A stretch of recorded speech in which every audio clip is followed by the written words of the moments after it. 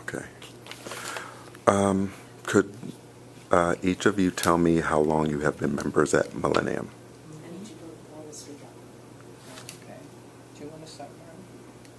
Or from the very beginning? Yes. From the very beginning. We're founders. Here? Here, yes. And there was a location prior to this. Were you members there as well?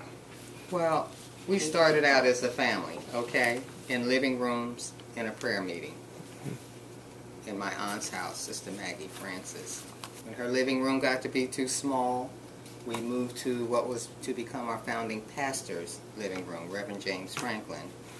When that living room got too small, we moved to still another living room until we finally got our what we would call a church building at 41st and Aspen Streets.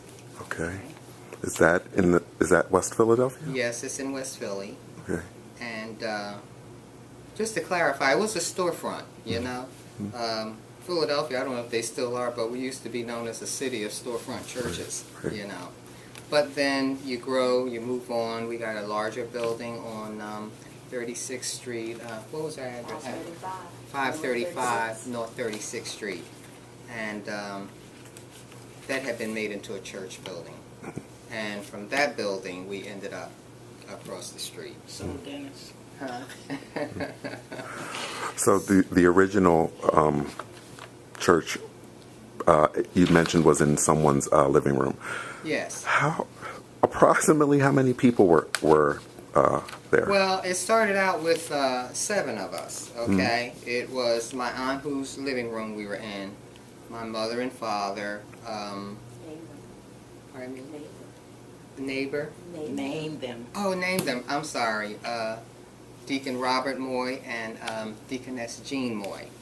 And there was Sister Lovey Cowan, Sister Georgia Jackson, and there was another couple. I'm just trying to think of their name. The Broadnacks, Mr. and Mrs. Broadnacks, and myself, Barbara Owens, And you? and Marlene Witherspoon. What year was that? Do you know? We actually started the church, let me put it this way. We started out as prayer meetings, but we didn't formally come together to decide to have a church until the year 1947. But prior to that, that's when we were meeting in the different living rooms. Reverend Franklin was going to seminary, and once he completed seminary, all of us belonged to another church. It was called Foster Memorial Baptist Church, which is now, No, that's what it is. I'm sorry, what was it? Pentecostal. Pentecostal Baptist Church. And now it's called, what did I say? Foster Memorial. Foster Memorial Baptist Church. You can see I'm getting Reverend Foster was our pastor. Then Right. after he passed where they relocated at, then they changed the name of the church to Foster Memorial. to that church, not to confuse it with Millennium. But the point I was trying to make was we were all going to that church before we decided to start Millennium Baptist Church. And once Reverend Franklin got his degree, etc., the family decided we wanted to start our own church. So in 1947, that is when our church was officially formed. What were the reasons that you were deciding to start your own church? Because we love being together. We wanted our uncle to have his opportunity to preach. He had gotten his degree and was ready to preach. So that was it. We were happy at our other church, but we were happier doing what we were doing. Oh, so you mean a literal family? You were all Yeah, related? I think all of us were family, except for about 3 or 4, maybe. About Okay. 3. Okay.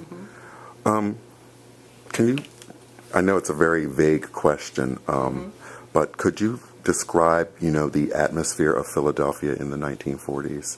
That predates, integration and all of those things. So could you describe that a little?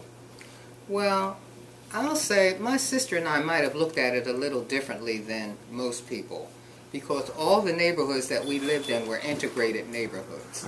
So all of this, dissension, say, between blacks and whites or something like that, we didn't hear no black and white stuff. You know what I'm saying?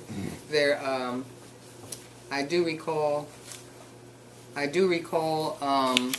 not too far from us, maybe about a half a mile away, they had, so we were told, because we were too young to even know about that. There had been a race riot about something.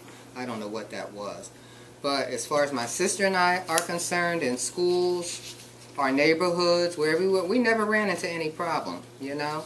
So, you started hearing more about this stuff when the Black Power stuff came along in the 60s, and, you know, right on and power to the people and all of that, you know? So it was just a friendly, loving city. Thank you. Yeah. Why don't you two go upstairs to the children's room? Yeah, that's where they are. Okay. Thanks.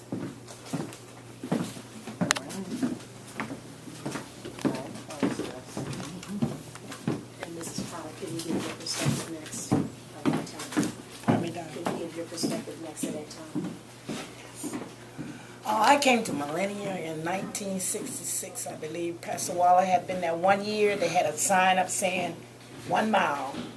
He was having his first year anniversary. David L. Waller was the pastor there.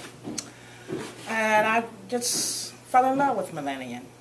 And like I say, Mrs. Owen and Marlene, they was little girls. But we always, you know, was a close-knitted family. And like when people come and visit Millennium, they end up joining, you know, because they say Millennium was just like, you know, was a friendly church. And everybody just loved it there. And I was on the gospel chorus. I sang on the choir. And we moved from there in 1977. You bet right. Because I got married, like, I think that night before, that Saturday before, and we moved from 536 North 36th Street to here. And this was a Jewish synagogue. And we made it into a Baptist church, because they didn't have a pulpit, they didn't have a choir stand.